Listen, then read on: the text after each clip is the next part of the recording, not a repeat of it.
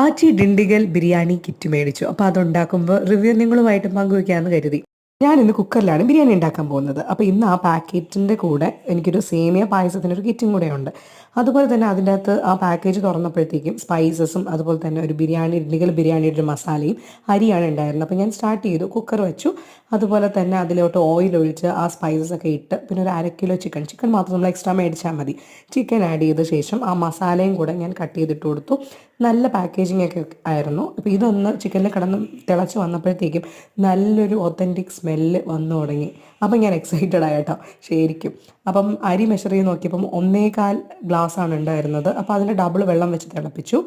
അരിക്കകത്ത് ഗ്രാമ്പൊക്കെ ഉണ്ടായിരുന്നു കേട്ടോ. കുതിർക്കാതെ തന്നെ ഡയറക്റ്റ് ആ അരി അതിലോട്ട് ആഡ് ചെയ്ത് കൊടുക്കുക എന്നുള്ളതാണ് അതിൻ്റെ ഇൻസ്ട്രക്ഷൻ. അപ്പോൾ ഇൻസ്ട്രക്ഷൻ എങ്ങനെയായിരുന്നോ അതുപോലെ തന്നെ ഞാൻ ചെയ്ത് കൊടുത്തു.